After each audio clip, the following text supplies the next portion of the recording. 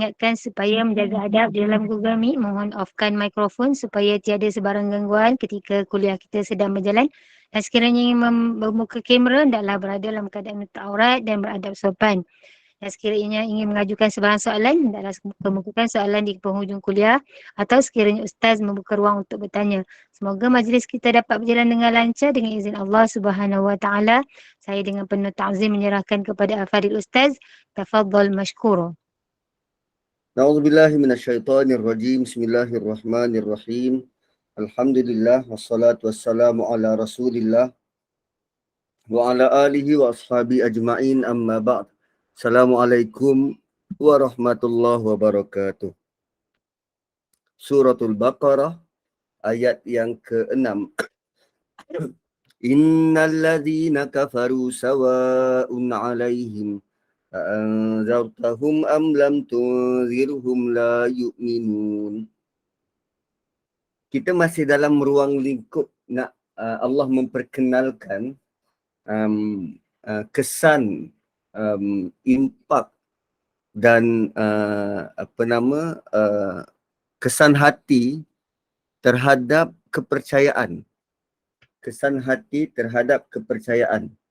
Dan dalam banyak ciptaan Allah ni, Allah berikan kepada kita tiga jenis manusia yang memiliki hati tetapi kesan yang berbeza. Hati jenis manusia yang pertama adalah mereka yang berusaha menjaga diri. Lil muttaqin, al-muttaqin, berusaha menjaga diri. Yang kedua, Allah sebut innal ladzina kafaru.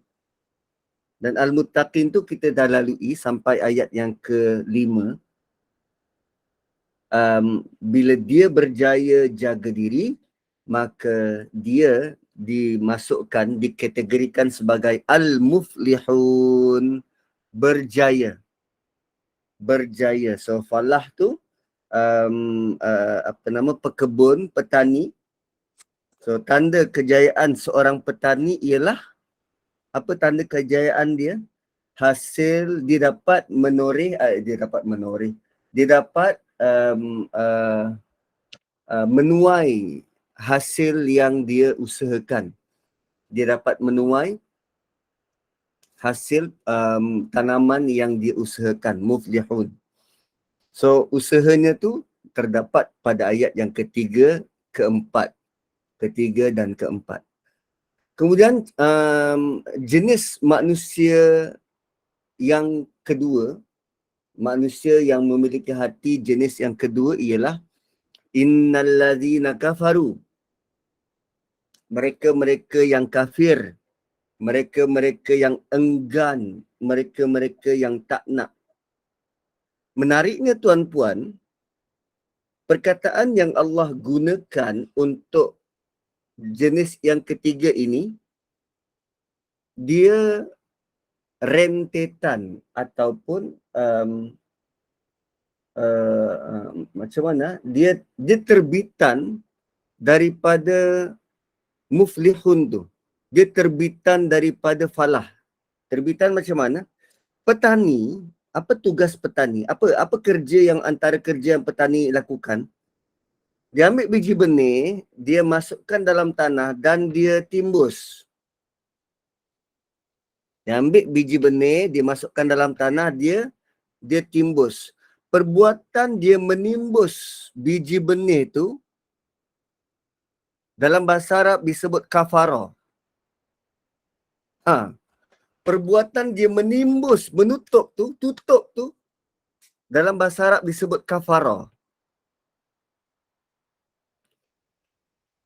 So kafaru ataupun kafara ni maksudnya ialah dia menutup, dia tutup pintu hati dia daripada percaya. Dia tutup pintu hati dia dari percaya. Maka kerana usaha dia tu, Allah perkenankan dengan nanti ayat ke-7. Allah bagi tahu apa tindakan Allah terhadap hati dia.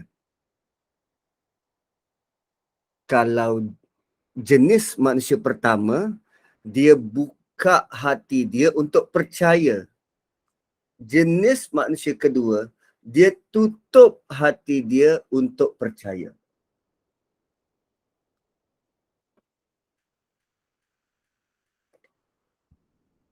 Kan contoh,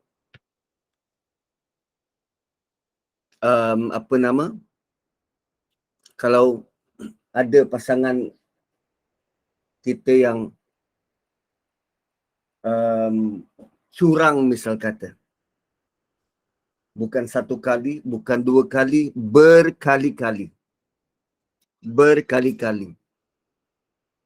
Akhirnya, apa yang terjadi pada pasangan dia, pada isteri dia, mungkin pada suami dia, apapun yang dicakap oleh orang yang curang ini, dia sudah tak percaya. Macam mana dia tak percaya? Hati dia sudah tertutup. Apapun penjelasan, datangkanlah janji ke, apa, kata-kata manis ke, dia sudah tidak percaya. Itu kafarah. Hilang kepercayaan. Problemnya adalah orang-orang ini, mereka didatangi oleh bukti-bukti jelas. Bukti-bukti jelas. So, apa bentuk bukti jelas tu? Sawa'un alaihim a'anzartahum am lam tunzirhum la yu'minun. Sama sahaja bagi mereka, sama ada Nabi datangkan peringatan ataupun Nabi tak buat apa-apa. Sama ada Nabi datangkan peringatan atau tidak beri amaran, la yu'minun, mereka tidak beriman. So antara golongan pertama dan golongan kedua, beza dia ialah beriman dan tak beriman. Semuanya berkait dengan hati. So kerana mereka memilih untuk tidak mahu beriman, memilih untuk menutup hati, maka Allah beri kesempatan buat hati mereka di khatam. Khatamallahu ala qulubihim. Khatamallahu ala qulubihim. Apa maksud khatam?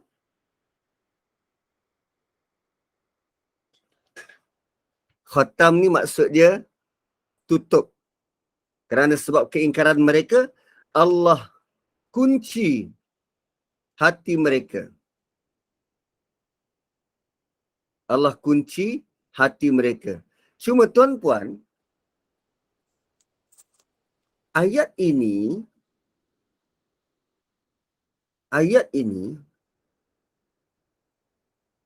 adalah ayat pengenalan. Ayat ini ialah ayat pengenalan. Allah nak kenalkan jenis-jenis manusia. So, oleh kerana dia adalah pengenalan, kita tidak boleh menggunakan ayat yang sama untuk matchkan. Kau orang kafir, sama dengan ayat ni. Terus, cop. Tak. Kerana kekufuran, kekafiran ni ada level-level dia. Dan bila Allah datangkan bentuk pengenalan, ini adalah level terakhir. Level terakhir. So, jangan samakan kafir dalam ayat ni dengan mana-mana kafir yang kita tanggap, oh dia ni kafir, samalah dengan ayat ni. Tak, bukan begitu. Sebab kekufuran ni, kedegilan ini dia ada tahap. Peringkat pertama, dia ragu-ragu dengan Allah. Ragu-ragu tentang Allah. Tidak kenal Allah. Lalu dia ragu-ragu. Ragu-ragu macam mana? Bila dia diuji, dia mencari yang lain. Tak nak kembali pada Allah. Bila dia berusaha, dia jarang-jarang nak bertawakal, berserah pada Allah. Bagi dia, Allah tu hanya dekat masjid. Dekat luar masjid tak ada. Itu on our own. atas diri kita. Begitu. Itu tahap pertama. Tahap kedua kekufuran, mereka mula melawan. Melawan di mana? Hati. Tak percaya. Melawan dengan hati. Bila bonda kata, bila kawan-kawan kata, nasihatkan, ya depan kita dia boleh senyum-senyum, bermanis muka, tapi hatinya dah aku tak terima. Penuh dengan skeptikal. Penuh dengan tanda tanya yang dia nak jawapan tu ikut dia. Itu pun bahaya juga.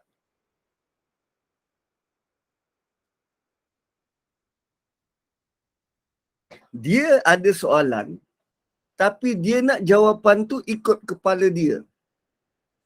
So, bila orang bagi jawapan, dia tak nak dengar.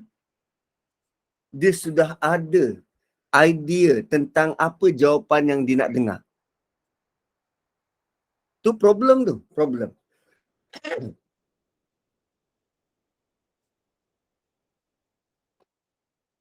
Itu peringkat kedua. Peringkat ketiga, dia melawan secara terang, berdepan. Bila ayat Quran dibacakan pada mereka, mereka kata faham, tetapi tetap tak nak terima.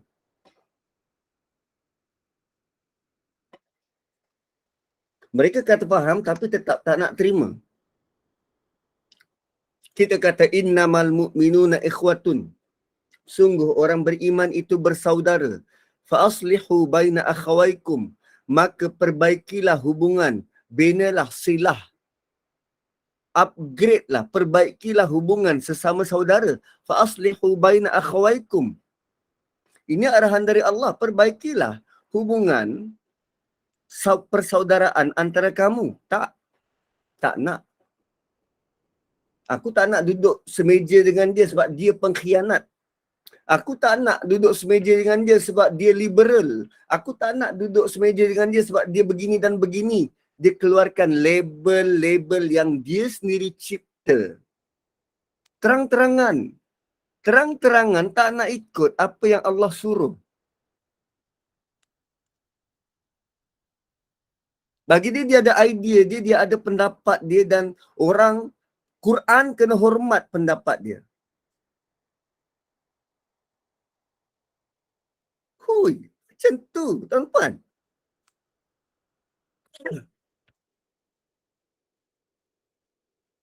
Bila Allah kata ikut Quran, kita kena ikut, ketepikan pendapat kita.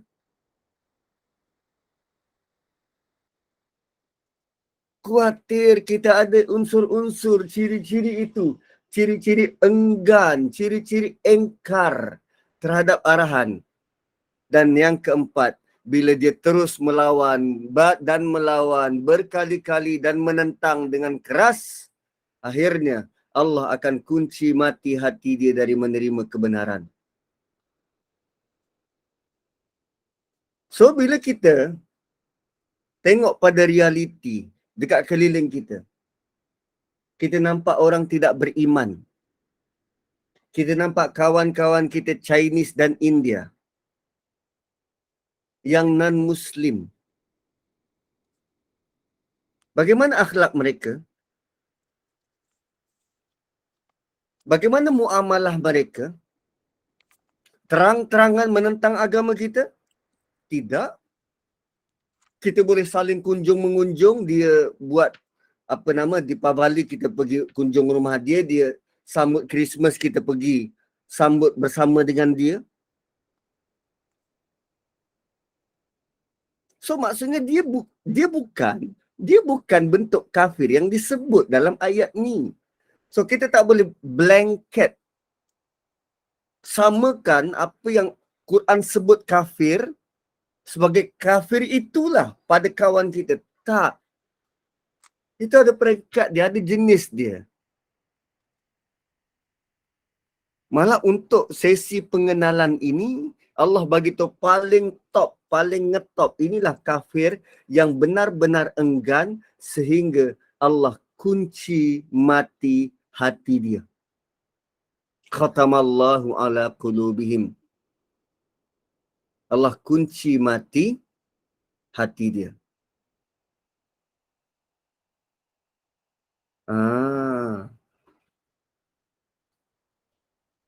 Dan kita tak boleh simply nampak orang tu buat begini, terus kita judge, dia begitu dan begitu. Alasannya kenapa? Sebab kita tak tahu apa yang mereka buat tu atas dasar kedegilan atau kejahilan. Siapa yang boleh kata dia tu jenis kufur dan degil? Kita tak tahu kerana benda tu dalam hati. Dan kalau kita memandai-mandai nak mengagak, aku agak macam ni kot. No, tu tak tepat. Itu tak tepat. Malah Allah tak ada beri sebarang tanda pada mereka untuk kita kenal. Di dahinya cop ada kafarah ke? Di lengannya ada bentuk kafarah ke? Tak. So itu benda dalam hati ni, kita tak boleh nak main serkap jarang. Dan bila benda tu dalam hati tuan-puan, bukankah kita minta panduan dari Allah, tunjukkan kami, tunjukkan kami. Apa yang kita boleh buat bila berhadapan dengan mereka ialah tetap keep on dakwah. Tunjukkan akhlak baik, bermanis muka. Kan jadi kawan, bina repo. Bukan dengan semangat skeptikal, menyemai rasa benci dengan orang lain. Salah.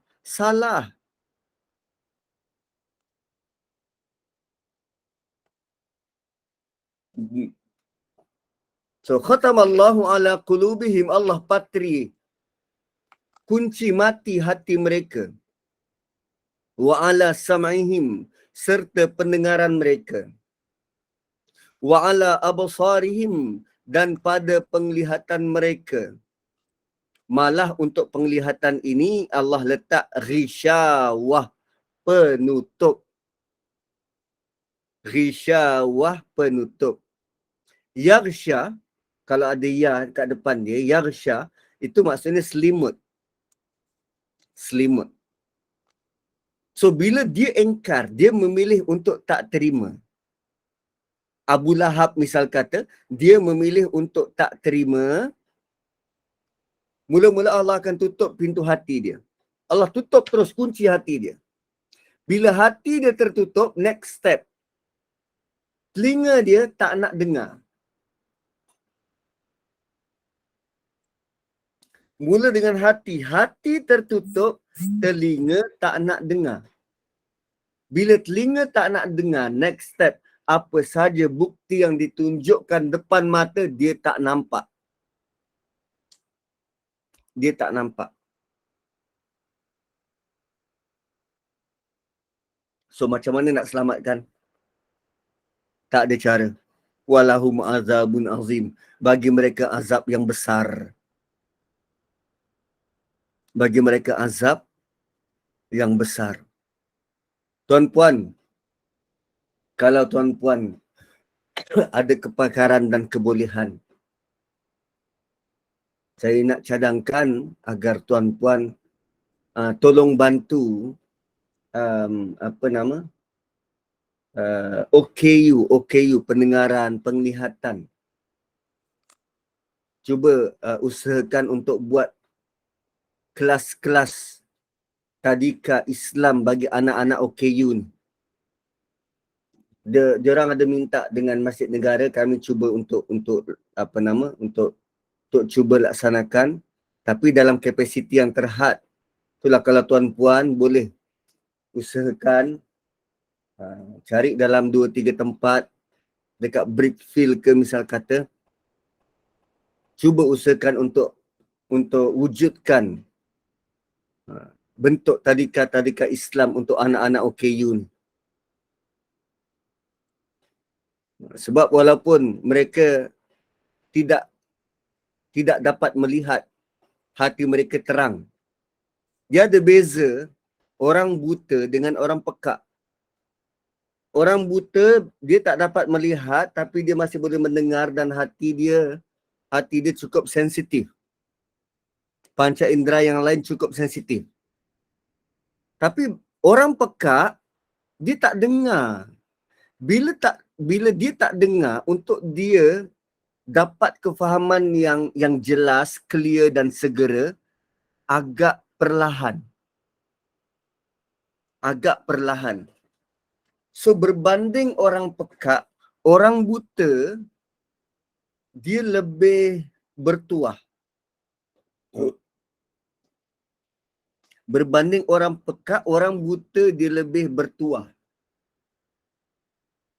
Dan sementara itu, bagi orang pekak, dia belum ada bahasa isyarat yang mewakili huruf hijaiyah. Huruf hijaiyah. So ayat 7, Allah bukan sahaja sebut tentang satu golongan yang engkar, tak nak terima, tak nak beriman, tapi Allah highlight tentang betapa besar rahmat yang Allah beri pada kita, kesempatan untuk ada hati yang nak beriman, kesempatan untuk telinga yang masih nak dengar kata-kata nasihat, panduan, dan kesempatan yang Allah beri kepada mata agar nampak bukti-bukti kebesaran Allah tanpa sebarang tutupan.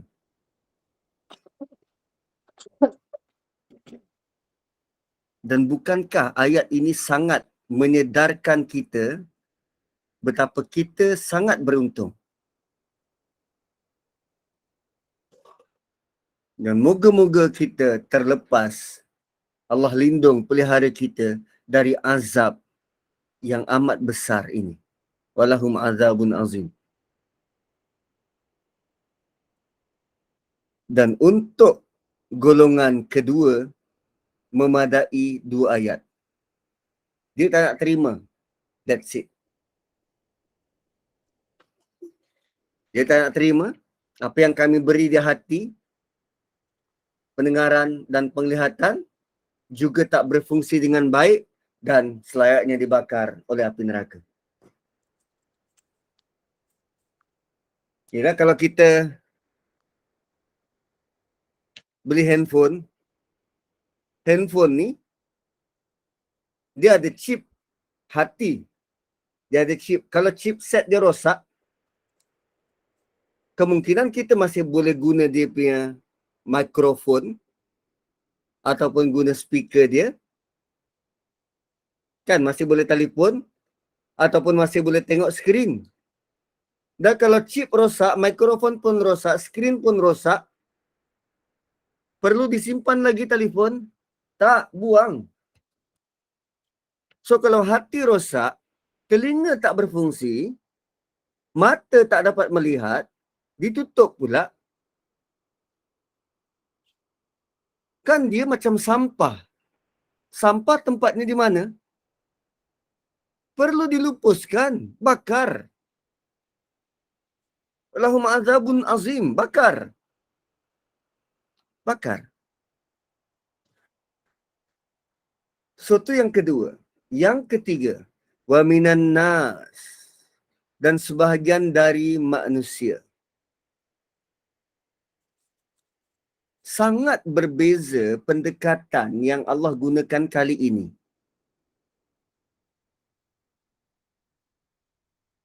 Kerana untuk tahap ketiga ini,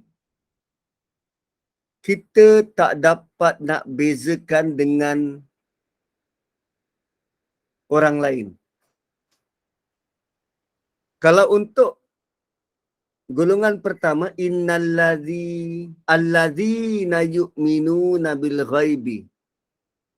Jelas nampak dia beriman. Golongan kedua, innalladzina kafaru.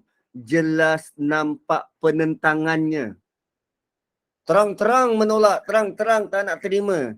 nampak penentangannya. Yang ketiga, wa minan nas, sebahagian dari manusia. Punya ramai manusia ni, Allah kata sebahagian dari mereka. Yang mana? Sebahagian dari mereka. Berapa sebahagian ni? Tak tahu. Separuh ke, 3 suku ke, 3/4 ke, 1/3 ke, tak tahu. Allah cuma kata sebahagian dari manusia. Dan yang ketiga ini, kerana sukarnya kita nak kenal pasti, maka Allah beri maklumat yang sangat terperinci. Kerana sukarnya nak kenal pasti, Allah beri maklumat penerangan yang sangat terperinci. Why? Kuatir, takut-takut kalau kita ada perangai itu.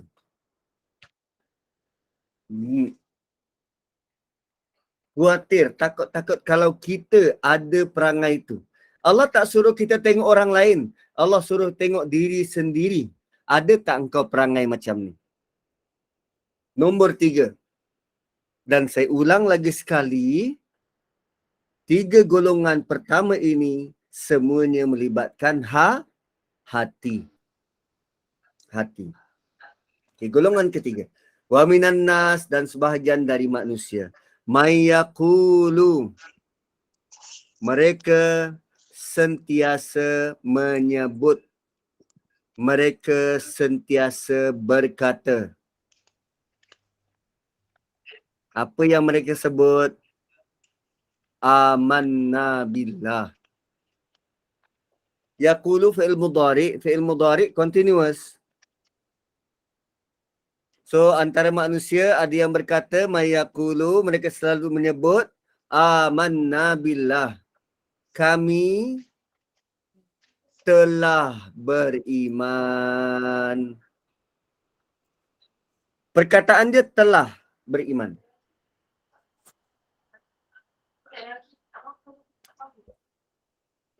Perkataan dia telah beriman. Hampir sama kan? Kedua-duanya beriman dengan golongan pertama. Cuma golongan pertama dia kata apa? Alladzina yu'minuna. Mereka yang sedang berusaha. Setiap hari meningkatkan, bertambah keimanan. Sedang berusaha beriman. Tapi yang ketiga ni dia kata kami telah beriman. Telah beriman. Kami telah beriman. Dengan siapa? Dengan Allah. Dan dengan hari akhirat. Kami telah beriman dengan Allah dan dengan hari akhirat. So itu diorang punya pernyataan. Itu diorang punya pernyataan. Tetapi dakwaan mereka dinafikan oleh Allah. Dakwaan mereka dinafikan oleh Allah. Allah kata, tak, mereka tidak beriman. Wa ma hum bimu'minin, mereka tidak beriman. Tuan-puan, siapa yang paling tahu orang ni beriman ke tak beriman? Allah. Iman ni letak di mana? Hati. Sekarang ni Allah bagi tahu kita, Nazri, kalau kau rasa kau beriman dan kau kata pada orang lain yang kau beriman, adakah dakwaanmu itu cukup sebagai bukti depan Tuhan yang kau beriman? Allah ingatkan kita. Beriman bukan sebut. Beriman atau tidak beriman ni bukan dengan engkau sebut depan orang. Tak. Aku beriman dengan Allah dan hari akhirat. Bukan dengan sebut. Tak perlu kata aku dah beriman. Sebab iman ini dia perlu dibuktikan dengan perbuatan. Golongan pertama apa perbuatannya? Allazina yu'minuna bil ghaib, beriman dengan benda gaib. Ada tindakan wa yuqimus shalah. Ada tindakan wa mimma razaqnahum yunfiqun. Ada tindakan.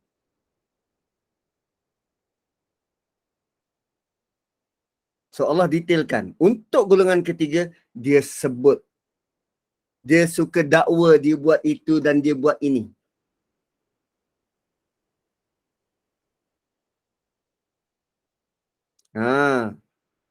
Dia suka dakwa, dia buat itu dan dia buat ini. Ini juga menjadi panduan besar untuk kita, tuan-puan. Kadang kita cepat terpesona dengan kata-kata manusia. Kita cepat terpesona dengan kata-kata manusia tanpa kita buat double check. Terutamanya bila manusia itu datang dengan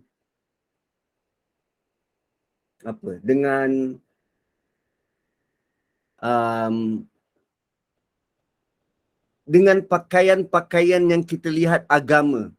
Serbannya besar, berjubah, pakai selempang, mengaku keturunan Nabi dari Morocco. Sedangkan bila tanya orang Morocco pun tak tahu dia ni entah dari mana. Kita sanggup boleh tolong kopekkan udang untuk dia makan.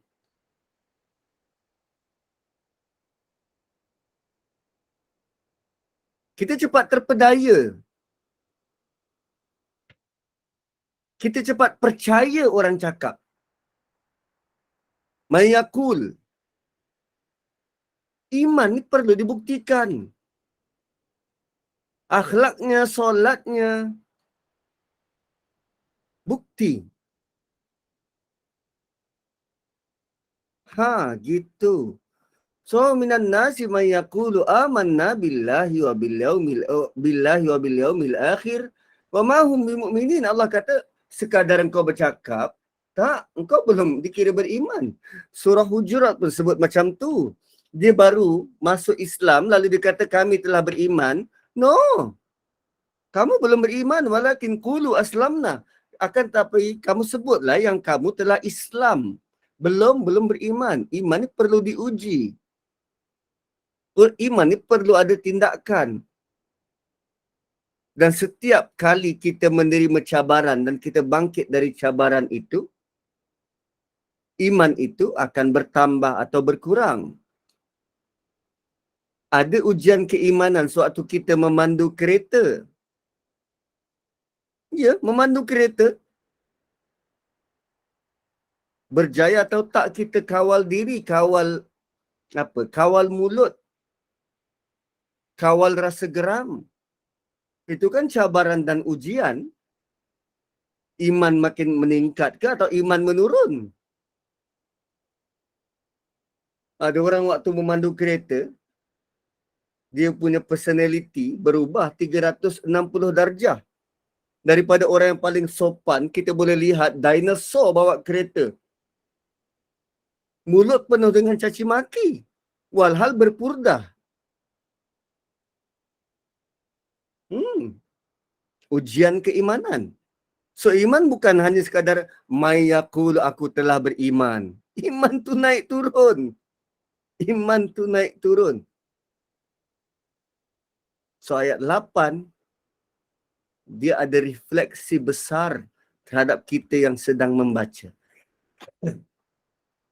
Kita baca ayat ni perlu letak cermin depan. Sebelum kita memikirkan, oh sepupu aku macam ni. Oh aku punya mak mertua macam ni. Oh adik-beradik suami aku macam ni. Oh jiran aku macam ni. Semua nampak orang lain. Tapi tak pernah nampak diri sendiri.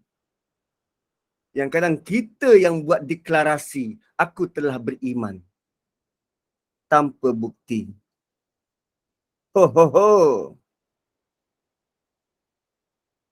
So, baca Quran perlu letak cermin.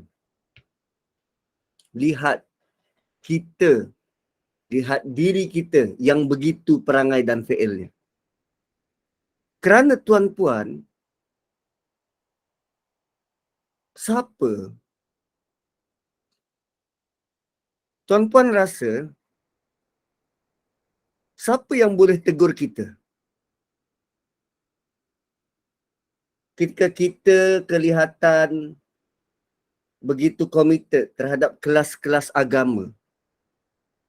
Tuan-puan ingat, pasangan kita berani nak tegur kita suka-suka ke? Mak kau tu selalu ikut kelas agama tau. Pengetahuan agama bukan calang-calang. So kalau tak ada ilmu nak tegur mak kau, jangan pandai-pandai. Itu tanggapan orang luar pada kita. Lagi jenis-jenis ustaz ni. Siapa yang boleh tegur ustaz? Ustaz Nazri pula. Siapa nak tegur dia?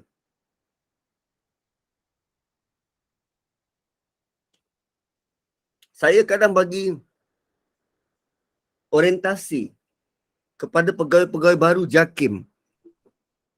Lantikan baru S41. Antara lain, yang saya highlight ialah sewaktu mereka dalam proses latihan 3 bulan, 6 bulan, waktu itulah mereka perlu belajar untuk menerima kritikan dan teguran. Perlu belajar macam mana nak jadi bukan sekadar penjawat awam. Tetapi bila anda keluar nanti, anda menjadi tempat rujukan. Tempat rujukan. So bila anda buat salah, siapa berani tegur? Ustaz-ustaz ni, siapa berani tegur? Macam Kazim Alias, Badli Shah, Izhar Arif. Kalau dia buat salah, siapa berani tegur? Don Daniel. Sedangkan kadang, apa yang mereka bawa tu, ada cerita-cerita yang basically tertolak. Cerita-cerita yang dimasyhurkan oleh Israiliyat. Cerita-cerita yang tak sahih di pentas penceramah. Siapa berani tegur? Melainkan kalau dia benar jujur, duduk depan Quran, pasang cermin, baca Quran dan lihat bagaimana Quran menegurnya.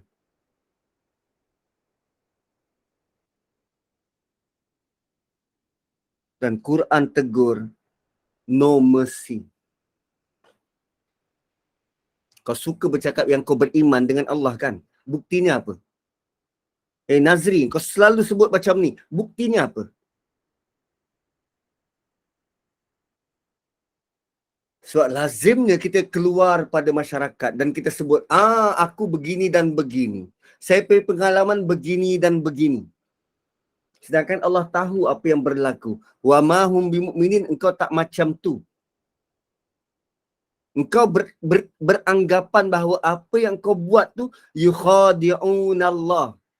Engkau nak memperdaya Allah. Walladzina amanu, dan engkau nak perdaya engkau punya audience, orang-orang yang percaya. So, para ustaz ni, siapa yang dengar dia berceramah? Orang beriman. Allah kata apa yang dia buat tu, dia cuba nak perdaya Allah dan dia cuba perdaya orang beriman. Lazimnya ustaz bila bercakap, siapa kat depan dia? Orang beriman.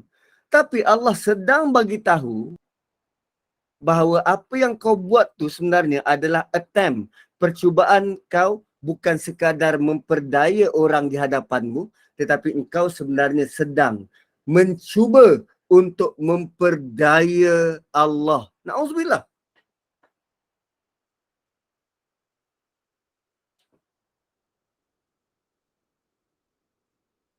Kita kadang hidup kita ni,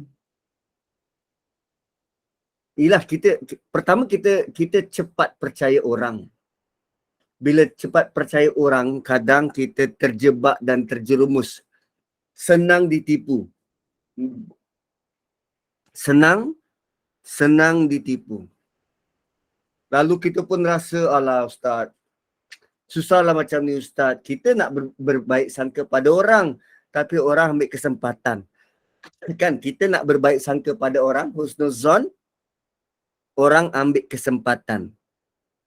Ayat ni tuan-tuan, ayat ni Allah bagi tahu orang tu bukan sekadar nak ambil kesempatan pada kita, orang tu sedang ambil kesempatan pada Allah. Maksudnya apa? Jangan sedih-sedih sangat, biar Allah balas. Ayat ni, yukhadi'una Allah walladhina amanu. Dia cuba untuk menipu Allah dan orang beriman. Wa ma yakhda'una illa anfusahum. Akan tetapi padahal mereka hanya menipu diri sendiri. Wa ma yash'urun. Mereka tak sedar. Dia ingat bila dia bercakap macam tu dan orang percaya, dia semakin popular dan semakin mendapat permintaan. Yang kita khawatir ialah wa ma yakhda'una illa anfusahum. Sebenarnya dia sedang menggali kubur dia sendiri. Wa ma yash'urun, dan dia tak sedar.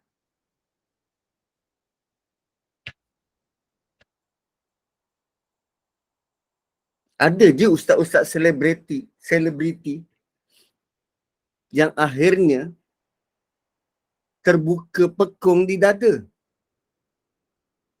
Sebenarnya dia macam ni, tapi appear depan orang lain berbeza. Akhirnya kita lihat turun naik mahkamah, Allah buka aib dia. Wih, itu yang kita sangat khawatir tuan-tuan. Kita boleh kenal pasti? Tak. Allah kata wa minan nas. Sebagian dari manusia. So kita basically ada 3 jalan. Sama ada kita benar-benar nak beriman, atau jalan terakhir langsung tak nak beriman. Tapi in between, ada perkara-perkara yang kita rasa, aku dah beriman. Tapi rupanya tak, belum. Kau tidak benar-benar beriman kerana dia melibatkan hati. Kau masih ada kepentingan lain. Kau buat kelas ni bukan kerana kau nak mengajar pun, tapi kau ada kepentingan lain. Kau nak populariti, kau nak nama, kau nak disebut-sebut. Wih, takut tuan-tuan, takut. Yukhadi'un Allah walladhina amanu. Kau appear depan manusia. Tindakanmu itu seolah-olah kau nak menipu Tuhan. Sedangkan apa yang kau buat adalah menipu dirimu sendiri dan engkau tidak sedar. Dan Allah kata di hati mereka, fi qulubihim marad. Di hati mereka ada sakit. Hati mereka ni sakit. Sakit jenis ini, tuan-puan, dia lebih bahaya dari kanser. Sakit jenis ini lebih bahaya daripada sakit jantung. Sakit yang ini lebih bahaya dari kencing manis. Pada tahap berapa pun kencing manis tu. Sakit jenis ini, ubatnya bukan di hospital. Dan sakit jenis ini, doktor pun tak tahu kewujudannya. Dan lebih mengerikan, bila dia sakit, dia tak tahu yang dia sakit, lalu dia kekal begitu dengan penyakitnya, tanpa ada usaha untuk dia kenal pasti dia sakit atau tidak. Maka Allah tambah lagi penyakit di hati dia. Fazadahumullahu marada. Dahlah dia sakit, dia tak tahu dia sakit. lalu dia rasa dia sihat. Dan dia kekal dengan aktiviti-aktiviti yang membawa kepada penyakit, Allah tambah lagi sakit. Fazadahumullahu maradah. Hati dia semakin sakit, semakin sakit, semakin sakit.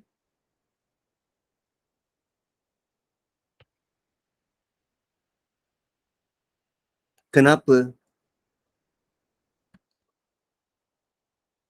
Kerana dia tak sedia cermin bila baca Quran. Dia tidak tadabbur.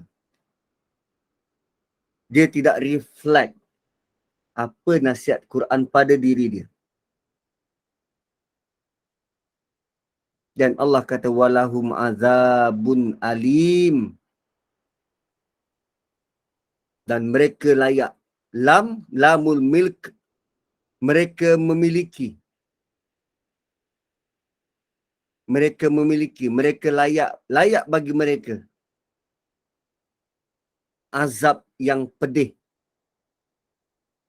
Azab yang pedih. Azabun alim. Azab yang pedih. Bima kanu yakzibun. Terhadap apa yang mereka dustakan. Kejap. Ada diorang mendustakan apa-apa ke? Mendustakan ni bukan menipu. Mendustakan ni dia anggap apa yang sampai itu tak betul. Bila orang nasihat Ustaz Nazri, Ustaz tak boleh buat macam tu Ustaz. Ustaz kena ingat balik. Ustaz sampaikan ni kerana nak kenalkan orang kepada Allah. Bukan nak kenalkan diri Ustaz kepada manusia. Well, Ustaz Nazri kot, Imam Masjid Negara. Di PM tepi, awak ingat awak siapa nak nasihat saya ni? Cermin diri awak dulu. Sebelum nasihat saya tahulah apa saya buat. Tu yakzibun. Tu yakzibun. Yakzibun ialah dia mendustakan, dia menolak kebenaran.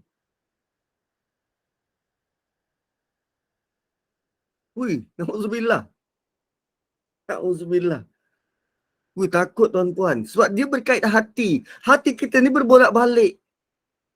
Ada hari ni kita ingat dan kita berwaspada. Tapi kebanyakan hari kita leka dan lalai. Ada saya banyak terima nasihat. Banyak.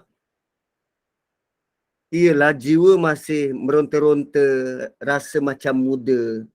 Sedangkan umur dah lanjut 40, 43.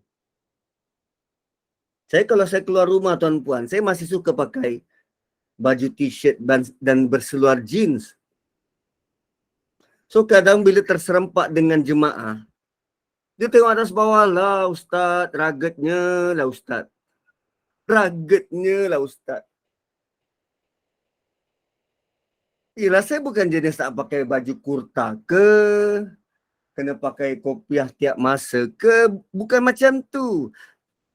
Tapi kadang-kala kawan-kawan ni, yelah dia memang daripada kecil macam tu kan. Bila kata hantar kenalah siqah sikit. Hantarkan Imam Masjid Negara.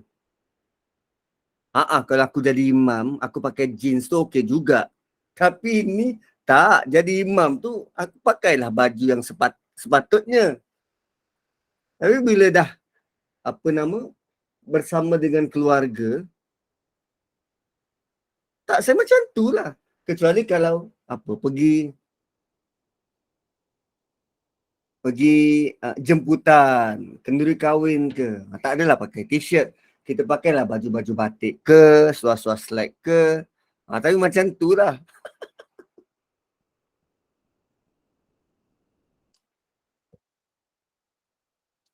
Begitulah hidup kita. Kan orang tegur, orang beri nasihat. Dan kita perlu menanggap setiap nasihat itu sebagai benar. Sebagai benar. Dan kita terima dengan baik kerana yang datang itu adalah kebenaran. khawatir kalau kita dustakan, yukadzibun, mendustakan, Allah akan timpakan penyakit pada hati kita. Allah akan timpakan penyakit pada hati kita. Sebab yang nampak tindak tanduk kita ni orang kat luar. Orang lain nampak tindak tanduk kita. Dan itu bukan bermaksud kita bergantung kepada apa kata orang. Tak, buat je. So bila orang nasihat, terima. Terima, ucapkan saja terima kasih. Sebab bila dia sanggup beri nasihat, itu maksudnya dia sayang. Dia sayang. Dia caring. Gitu. So di hati mereka ada sakit dan Allah tambah sakit itu. Hati kita ni sakit, tuan-puan. Hati kita ni sakit. Sama ada kita sedar atau tak sedar, hati kita sakit. So bila kita percaya yang hati kita sakit, maka kita berusaha untuk bersihkan hati. Kan hati yang sakit tu kan dia ada bintik-bintik hitam. Bila kita berdosa, hati kita ada bintik hitam. Kan benda yang kertas putih ada bintik hitam, kan benda tu tak sihat. Dia tu sakit, dia tu ada sesuatu. Cara nak bersihkan, kita bertaubat, kita istighfar. Sebab tu Allah bagi tahu, ya, potensi hati kita sakit tu tinggi. Jadi bersegeralah mohon keampunan, istighfar, kembali pada Allah. Mana ada ustaz?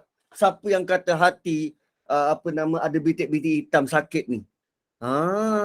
Itulah kena beriman dulu dengan benda gaib. Relate tak dengan ayat kedua, ayat ketiga? Sangat relate. Dan ayat ke-10 ni Allah sebut apa? Azabun alim. Berbeza dengan ayat ke-6. Azabun azim. 7 ayat ke-7. Ke-7 walahum azabun azim. Ayat ke-10 walahum azabun alim. Apa beza dua azab ni? Apa beza dua azab ni? Satu azab yang besar, satu azab yang pedih. Azab yang besar untuk orang kafir, orang yang enggan, orang yang tak nak enggan. Dia dapat azab yang besar. Besar macam mana tak tahu. Tapi Allah kata, besar. Besar. Azab alim, alim ni maksudnya pedih. Alim ni pedih. Walahum azabun alimun bima kanu yakzibun. Pedih. So pedih ni macam mana? Cuba try. Ni. Cubit tangan. Rasa perit, pedih kan? Rasa perit dan pedih. So kalau kita lepas, dia tak rasa dah. Tapi bila kita cubit, rasa perit dan pedih. Rasa perit dan pedih. Cuma bila kita stay macam tu, stay cubit tu, lama kelamaan rasa pedih tu akan immune. Dia jadi kebas. Dia dah hilang sakit, dia dah lali.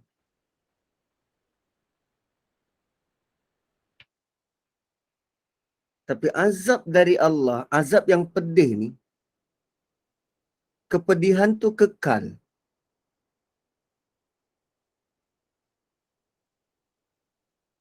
Kepedihan tu kekal. Dia tak lali, dia tak kebas, dia tak immune. Azab yang pedih tu kekal. Ui, mengerikan tuan-puan. Azab yang besar, mungkin sekali kena besar azab tu. Tapi azab yang pedih ni berpanjangan. Berpanjangan. Kalau dalam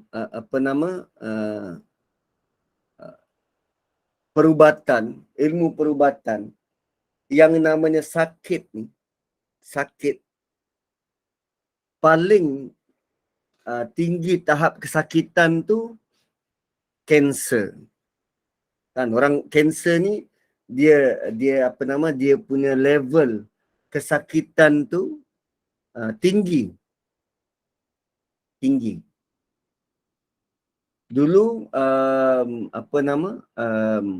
ada kita orang punya JAKIM punya fellow. JAKIM punya fellow, isteri dia tu kena kanser darah ke kanser tulang. Kanser darah ke kanser tulang macam tu lah. Dan arwah isteri dia ni, bila dia kongsi dengan kita orang, bila dia bercakap macam orang lalok. Macam orang tengah high. Tengah lalok.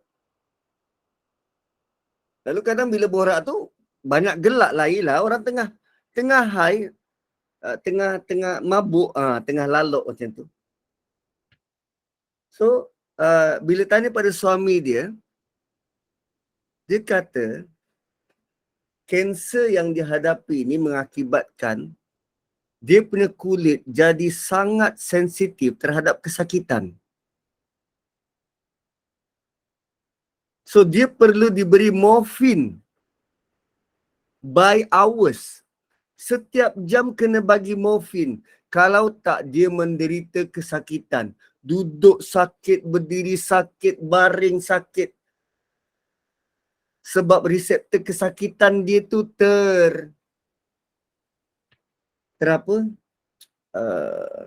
terlibat sama. So, dia kena diberi morfin.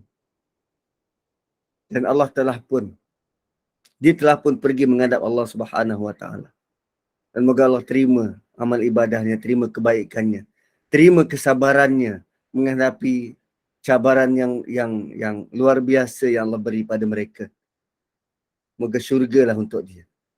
Bentuk macam tu. Itu dekat dunia, tuan-puan. Ada cara kita nak kurangkan rasa sakit tu, bagi morfin.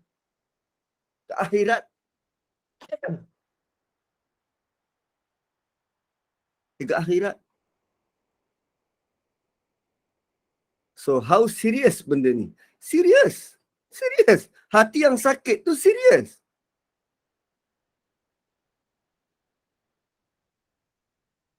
Ini hati yang sakit ni, kesan dia kita dapat azab yang pedih. Oi, benda ni serius. Dia bukan kena tunggulah nanti aku tua sikit, nanti baru aku nak berubah. Tak, benda ni serius. Lahum azabun alim. Serius. So, kerana hati yang sakit itu, kesan daripada hati sakit, maka Allah datangkan contoh-contoh tindak tanduk mereka. Wa idza qila lahum, bila dinasihatkan pada mereka, la tufsidu fil ard, jangan rosakkan bumi, jangan rosakkan alam, sudah-sudahlah membalak tu.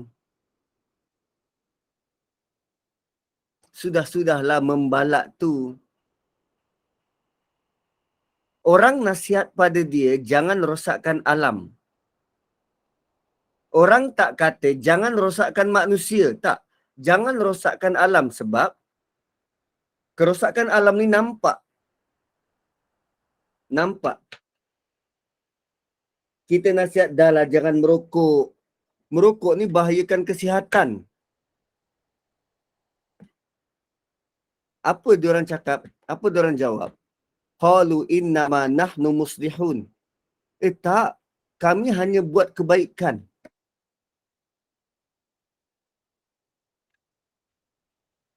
Sudah-sudahlah merokok ini zon larangan merokok.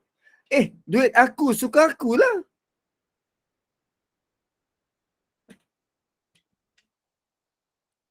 Ha. Kan buka tingkap kereta, buang sampah keluar dari kereta. Apa beza dengan ayat ni? La tufsidu fil ard, jangan buat bencana, jangan buat kerosakan, jangan kotorkan bumi.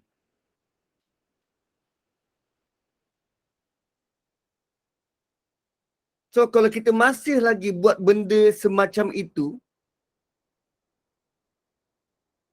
maka kena terima hati kita sedang sakit. Sampah tak pandai nak buang merata, tak ada rasa bertanggungjawab. Hati kita sakit. Hati sedang sakit. Dinding elok-elok diconteng. Sampah lempar rumah orang, kucing tak pandai jaga. Hati kita sakit. Allah beri tunjuk, beri kita kesempatan macam mana nak kenal pasti tindak tanduk kita yang senang untuk dinilai. Melalui bentuk teguran. Bila dikatakan pada mereka, siapa yang katakan ni, entah siapa-siapa, bukan orang penting pun nak tegur, mungkin kanak-kanak yang tegur, Pak Cik jangan buang sampah kat sini. Kau kecil lagi, kau bukan tahu apa. Kita orang ni tengah buat baik ni. Kalau Pak Cik tak buang kat sini, tukang sapu tu mana ada kerja, dia makan gaji buta. Sebab tu Pak Cik buang.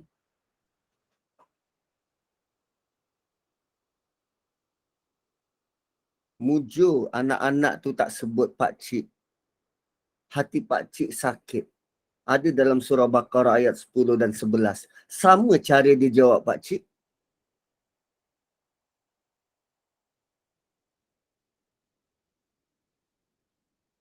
Dan tuan-puan, setakat sampai ayat ke-11 daripada ayat 7 tadi, Allah tak sebut tentang munafik, tak sebut. Tak.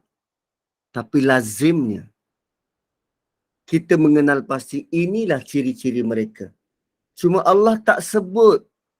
Sebab level munafik sama macam level kafir tadi. Dia ada peringkat pertama, peringkat kedua, peringkat ketiga, peringkat keempat. Mungkin yang ini masih di awal-awal. Kita masih beriman, tapi ada lagi perangai-perangai kita masih boleh diperbaiki, masih boleh tambah baik. Mungkin dari sudut kebersihan, mungkin dari sudut kita punya riak sikit, mungkin dari sudut kita punya sum'ah sikit. Benda itulah yang kita kena sedar, baca Quran dan biar Quran betulkan balik cara kita bertindak. Kita belum sempurna. Hati kita masih sakit. Sebab tu usaha bertubi-tubi perlu buat. Yes, terutamanya tentang reflection ini. Sangat-sangat perlu. Saya sudi untuk sama-sama tadabbur surah-surah semacam ini kerana saya pun nak belajar. Saya pun nak belajar dan saya pun nak kesedaran itu. Nak ditegur secara langsung oleh Quran. La tufsidu fil ard. Jangan buat kerosakan dekat muka bumi. Bila sebut tentang kerosakan, tuan-puan, kita bawa kereta kita guna combustion engine dan kita tahu enjin itu hanya membakar, dia tidak melakukan pembakaran sempurna. Enjin kita paling efektif pun boleh membakar sekitar 20% daripada bahan bakar, selebihnya 80% menjadi karbon monoksida. Karbon monoksida ni gas beracun. Gas yang bahaya. Dan karbon monoksida inilah antara gas yang berfungsi bertindak untuk menipiskan lapisan ozon kita.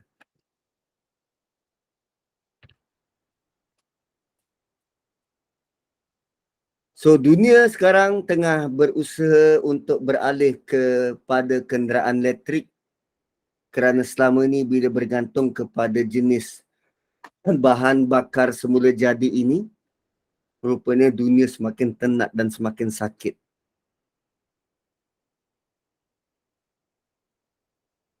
So kalau mampu tuan-puan beralihlah kepada gaya hidup menggunakan alatan-alatan yang lebih jimat tenaga, yang lebih rendah pengeluaran karbonnya. Kalau mampu gunalah kereta elektrik. Tapi satu sudut untuk hasilkan kereta elektrik tu, nak hasilkan bateri dia tu, juga menggunakan bahan-bahan alam yang tidak sedikit. Semasa prosesnya juga dia hasilkan bahan-bahan yang merosakkan kepada alam. Wallahu alam.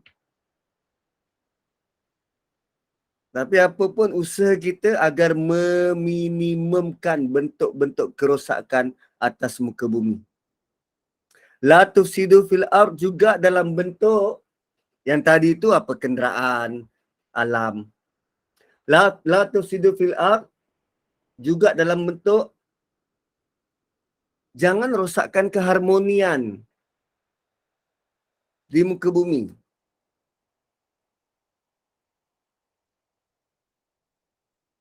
Jangan rosakkan keharmonian di muka bumi. Macam mana cara paling mudah untuk rosakkan keharmonian, ketenteraman, keselamatan? Cara paling mudah nak rosakkan ialah dengan sangka buruk dan mengumpat. Orang tu tak ada apa-apa, tapi bila kita mengumpat dan jaja keburukan dia, orang lain yang tak ada kaitan pun mula membenci dan keharmonian tu hilang. Kita mula bergaduh. Bukankah itu merosakkan bumi? Asalnya ada yang namanya harmoni, tenteram. Tapi sebab tak nak berbaik-baik, suka bergaduh. La tufsidu fil ard. Dan dia punya alasan apa? Innama nahnu muslihun. Kami buat baik. Kami buat baik. Kami sebut dia punya perangai dia tu supaya orang lain beringat. Supaya orang lain tak terkena dengan perangai dia. So bermula dengan sangka buruk, ngumpat, boleh berperang. Ya betul, boleh berperang. Amerika punya sangka buruk terhadap Iraq. Dulu dia kata Iraq ada weapon of mass destruction. Punya sangka buruk tu. Sehingga bila dia serang Iraq, sampai ke sekarang tak boleh nak buktikan mana senjata pemusnah yang dikabar-kabarkan tu. Tak ada. Dia boleh perang negara lain atas dasar sangka buruk.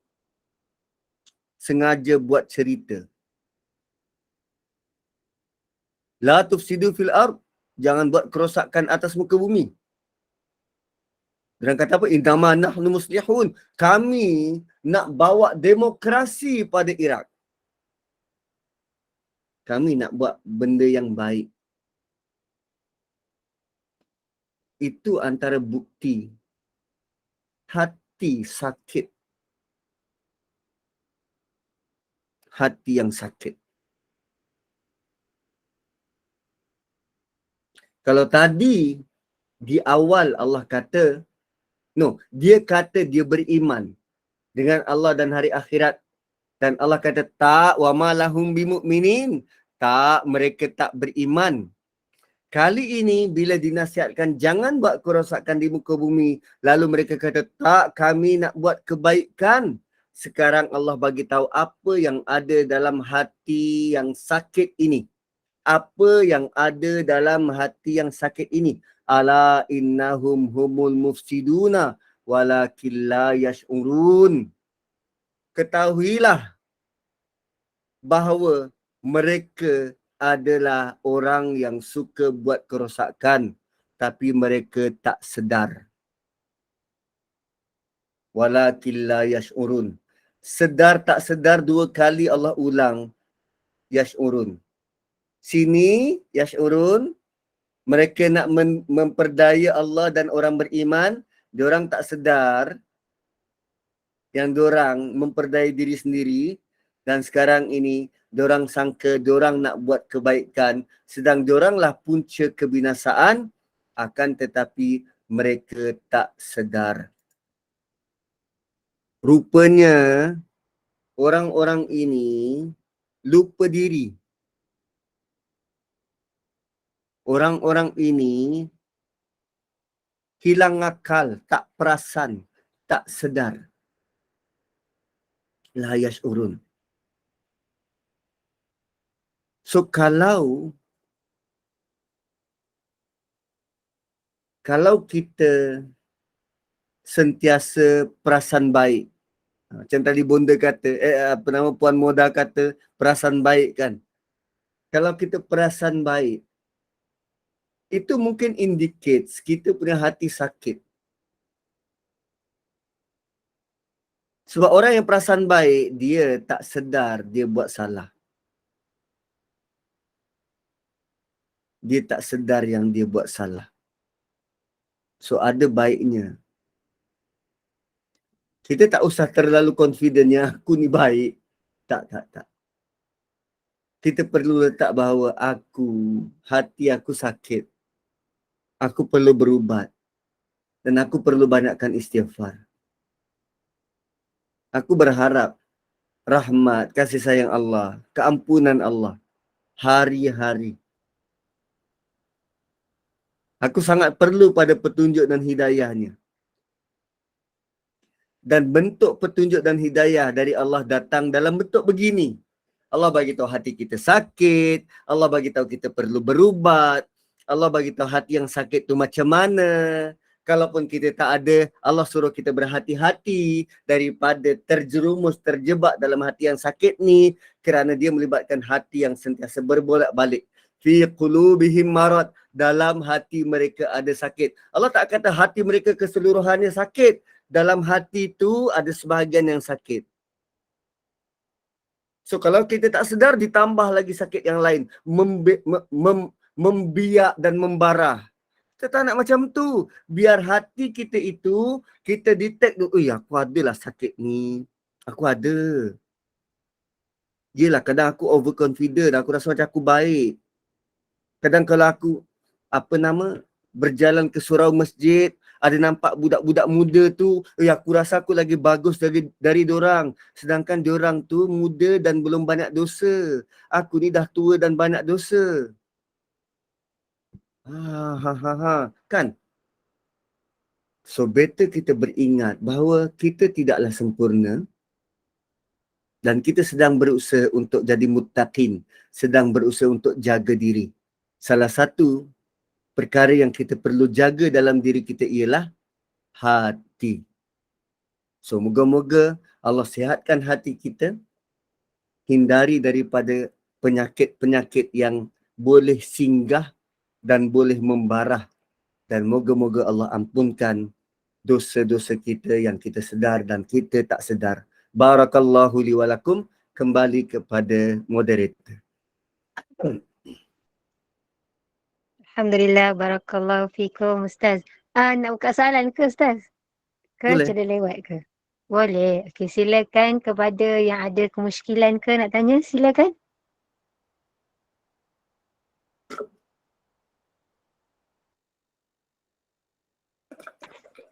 Dah tidur ke semua? Ke terpegun dengan kata-kata Ustaz? Okey, kalau tak ada. Tak tidur Ustaz, mendengar tak ada nak buat soalan lagi. Masya Allah. Assalamualaikum Ustaz. Okey, ada, silakan. Ya, waalaikumsalam. Saya nak tanya Ustaz. Tadi Ustaz sebut tentang cerita Israiliyat ni. Cuba Ustaz ceritakan balik macam mana ceritanya. Ataupun Ustaz boleh cerita semula lah. Apa dia contoh cerita Israiliyat tu. Okey. Israiliyat ni dia bersumber daripada Bani Israel. Cerita tentang agama ini, terutama cerita berkaitan dengan Quran, lazimnya diceritakan oleh Nabi SAW. Dan cerita yang ada dalam Quran tu sebenarnya memadai untuk kita tahu hanya sekadar apa yang Quran cerita. Cumanya terkadang dalam Quran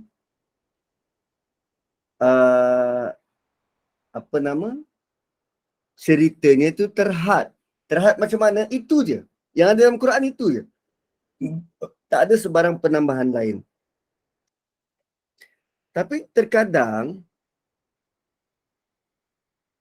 cerita yang Quran bawa tu berkait dengan Nabi kepada bangsa orang lain, bukan bangsa Arab.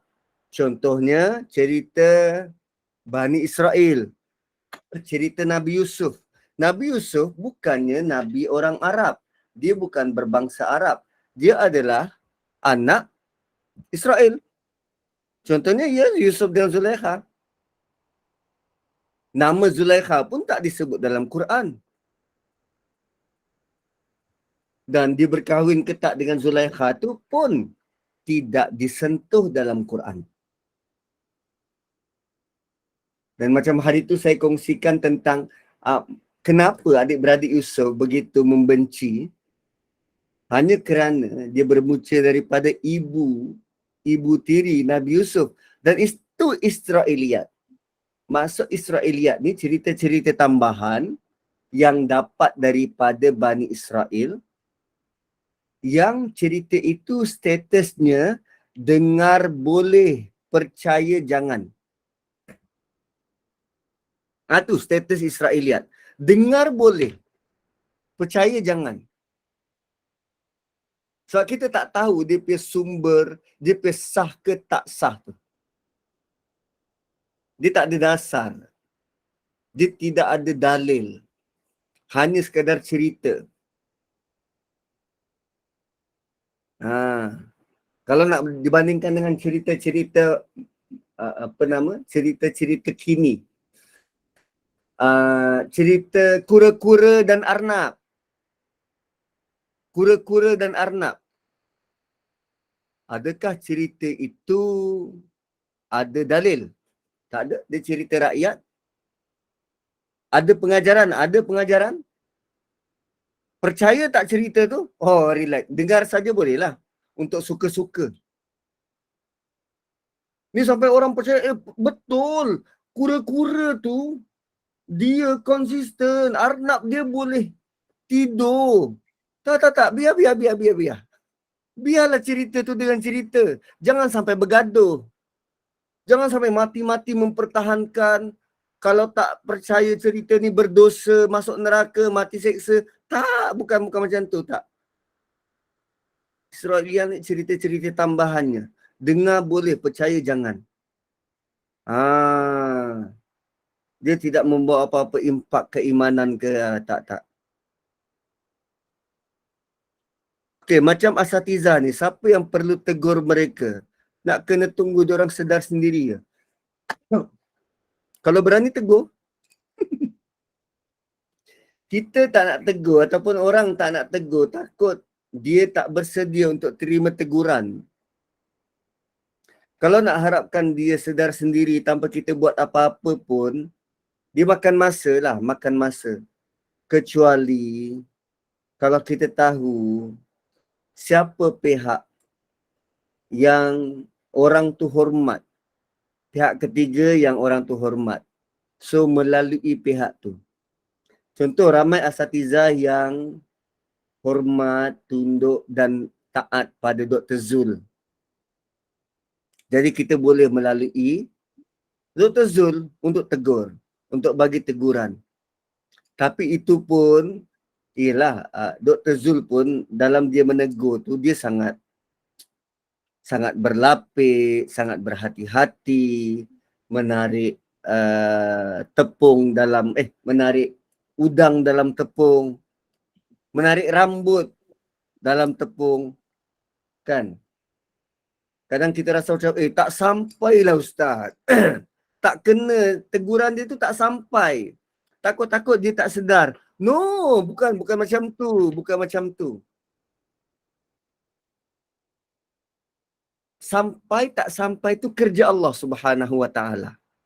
Sedar tak sedar tu, hati dia tersentuh tak tersentuh, itu kerja Allah Subhanahu wa taala. Kita tegur je.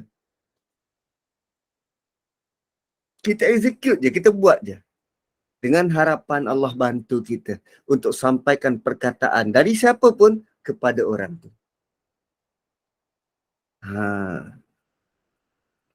Begitu. Sebab bukan kata-kata kita yang menjadi sumber hidayah agar orang tu berubah. Tidak. Semuanya rahmat dan kuasa dari Allah jua. Israiliyat ni elok dengar ke tak ustaz? Kalau kita tak ada asas yang baik berkaitan cerita dari Quran, maka ada baiknya kita elakkan. Kuatir kita masih belum dapat differentiate benda tu boleh terima atau tak. Tapi kalau kita jenis mengkaji, kita dapat beza, oh ni level Israiliyat. Yang ini tak boleh diterima. Oh yang ini bolehlah acceptable, ada pengajaran. It's okay. Ada dia pengkaji-pengkaji, pembuat tesis yang dia datangkan bentuk-bentuk cerita Israiliyat. Bukan dalam bentuk nak menyokong, tetapi nak mendatangkan kepelbagaian pendapat berkaitan dengan cerita dari Quran. Well, silakan. Selalunya Israiliyat ni dia banyak tokok tambah. Tokok tambah. Itu yang perlu berhati-hati tu. Itu yang perlu berhati-hati. Dia banyak tokok tambah. Dan ada cerita yang kita rasa, itu Israiliyat. Sebenarnya tak, itu hadis sahih. Contohnya, Nabi Musa, dia tempeling malaikat maut sehingga tersembul mata malaikat. Ada cerita macam tu. Nabi Musa dan malaikat maut.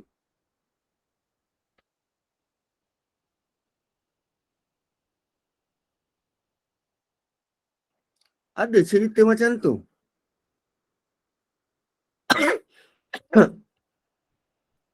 So, apa status hadis tu? Apa status hadis tu? Hadis tu status dia sahih.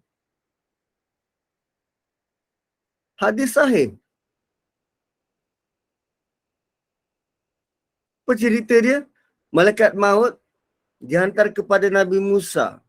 Bila dia datang kepada Nabi Musa tampar malaikat tu. Kemudian malaikat tu kembali pada Allah dan berkata, engkau utuskan aku kepada seorang hamba yang tak mahu mati.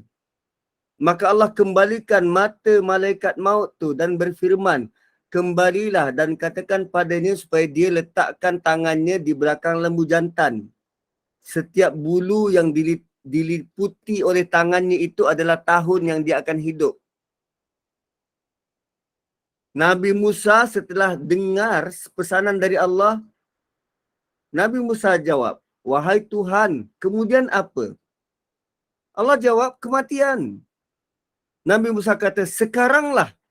Kemudian baginda memohon kepada Allah agar diletakkan berhampiran dengan tanah Palestin sejauh lontaran batu. Abu Hurairah berkata, Rasulullah bersabda, jika aku ada di sana, akan aku tunjukkan kuburnya yang berhampiran dengan jalan yang berada dengan pasir merah. Dia pernah tampar malaikat. Itu bukan Israiliyat. Itu hadis sahih. Bagaimana kita orang awam nak tahu? Nak tahu, kena tanya. So apa-apa saja yang tuan-puan dengar, cerita benda baru, so tolong berfikiran kritis, skeptical. Jangan terima dulu, hold dulu, tulis. Okey, dia dakwa macam ni, begini. Okey, ada masa rujuk pada ustaz yang lain. Kemudian rujuk pula pada ustaz yang ni. Kita mungkin akan jumpa pelbagai jawapan, pelbagai bentuk jawapan. Tapi tengok juga ustaz yang kita rujuk tu, dia punya bidang apa. Kalau kita tanya tentang sejarah dan bidang ustaz tu pula bidang matematik, mana maunya. So ustaz ni dia ada bidang-bidang dia.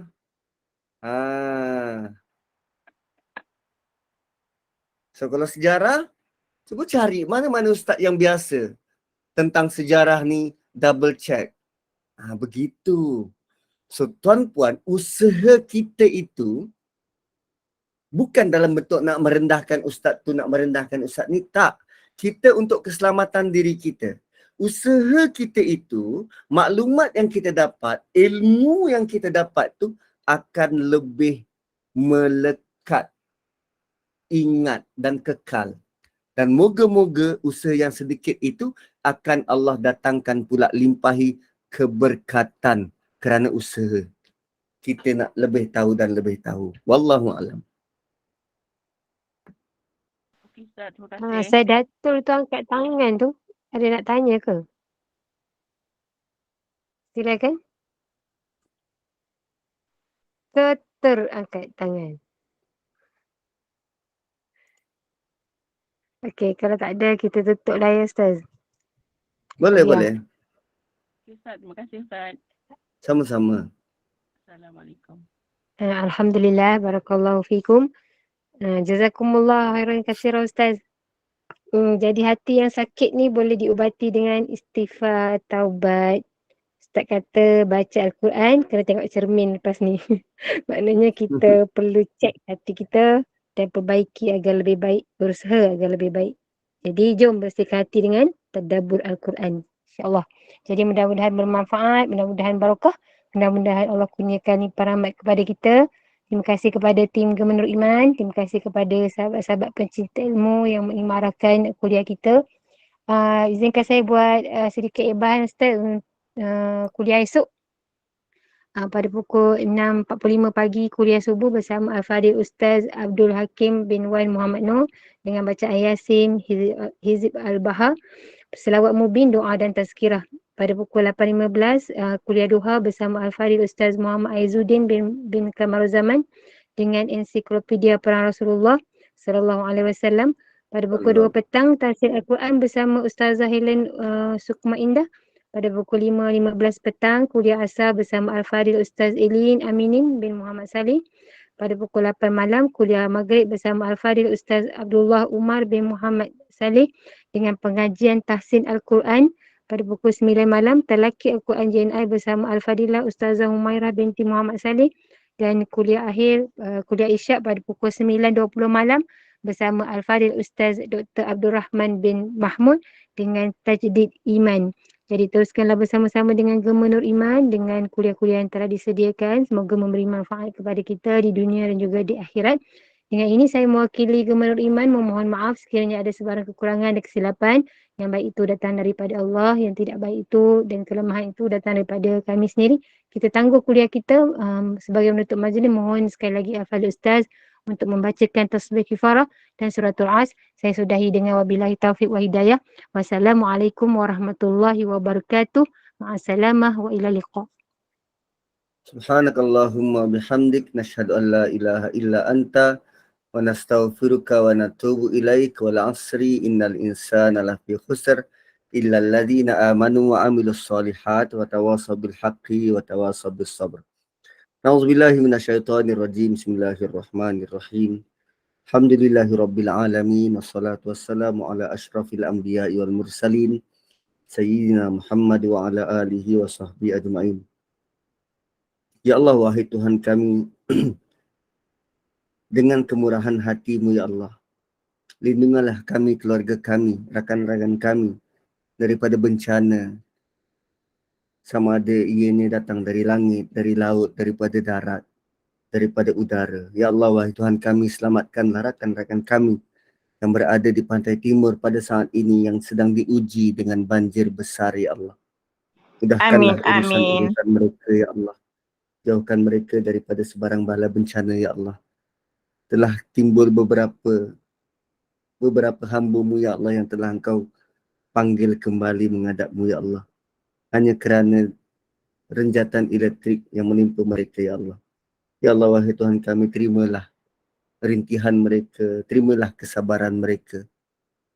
Bukan kami ingin untuk dikecilkan ujian, tetapi besarkanlah iman mereka.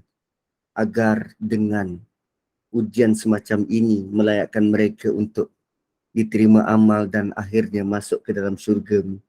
Ya Allah, wahai Tuhan kami, kurniakan juga kepada kami kelebihan, kekuatan, keupayaan, kehendak untuk membantu mereka mangsa-mangsa banjir ini. Dan moga ianya menjadi titik tolak kepada usaha kami membersihkan hati kami. Ya Allah, wahai Tuhan kami, sungguh kami mohon padamu, bersihkan hati kami daripada sebarang penyakit. Dan agar kami dapat kembali padamu, dipanggil sebagai Ya Ayyatuhan Nafsul Mutmainnah. Kembali kepada Allah, menjadi hamba Allah dan akhirnya masuk ke dalam syurga-Mu. Rabbana atina fid dunya hasanah wa fil akhirati hasanah wa qina azaban nar.